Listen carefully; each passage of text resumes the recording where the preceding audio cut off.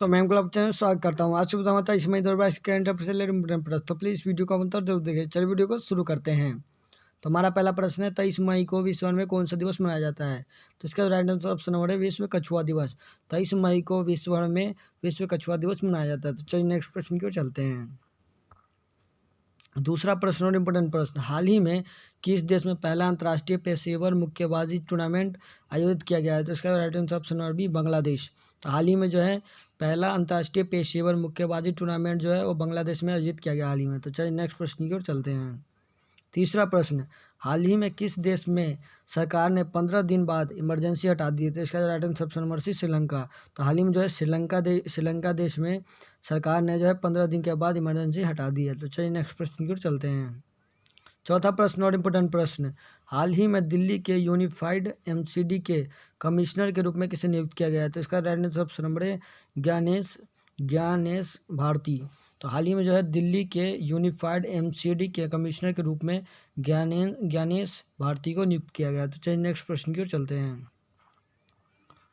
पांचवा प्रश्न, हाल ही में किस राज्य को लो अयस्क के खनन और निर्यात को सुप्रीम कोर्ट की मंजूरी प्रदान की गई है? तो इसका राइट आंसर ऑप्शन नंबर है कर्नाटक।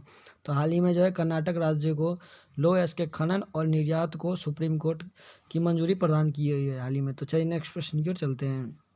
छठा प्रश्न और इम्पोर्टेंट प्रश्न, वित्त वर्ष 2022 में भारत को कितने अरब डॉलर का एफडीआई प्राप्त हुई है? तो इसका राइट आंसर ऑप्शन नंबर है 83.57 अरब डॉलर। तो वित्त वर्ष 2022 में भारत को जो है 83.57 अरब डॉलर का एफडीआई प्राप्त हुआ है। तो चलिए नेक्स्ट प्रश्न की ओर चलते हैं। सातवां प्रश्न और इम्पोर्टेंट प्रश्न, न्यू डेवलपमेंट बैंक ने भारत में अपना पहला क्षेत्रीय कार्यालय किस शहर में खोलने की घोषणा की है? तो इसका right answer option number C Gujarat. तो न्यू डेवलपमेंट बैंक ने भारत में अपना पहला क्षेत्रीय कार्यालय गुजरात में खोलने की घोषणा की है। तो चलिए नेक्स्ट प्रश्न की ओर चलते हैं।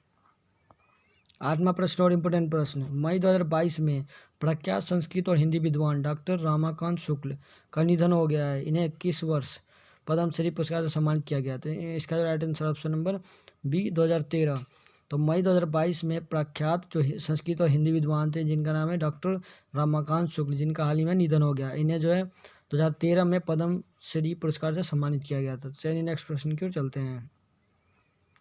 नवा प्रश्न, निम्न में से किस बैंक ने एजेस फेडरल लाइफ इंश्योरेंस में अपना 1/4 शेयर बेचने के लिए एक शेयर खरीद समझौता किया? तो इसका right answer option number D IDBI bank.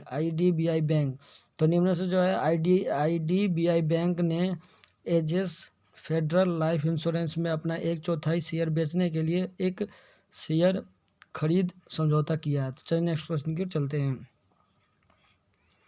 10वां प्रश्न और आखिरी प्रश्न और इम्पोर्टेंट प्रश्न, निम्न में से किस आईएफएस अधिकारी को प्रधानमंत्री नरेंद्र मोदी का नया पर्सनल सेक्रेटरी नियुक्त किया गया है? तो इसका right answer option number D Vivek Kumar. तो निम्न में से जो हाल ही में जो है विवेक कुमार जो एक आईएफएस अधिकारी है जिन्हें हाल ही में जो है प्रधानमंत्री नरेंद्र मोदी का नया पर्सनल सेक्रेटरी नियुक्त किया गया है। और ये इम्पोर्टेंट प्रश्न है। तो आपको वीडियो अच्छी लगे तो प्लीज़ हमारे चैनल सब्सक्राइब करो, बेल आइकन को जरूर दबाएं।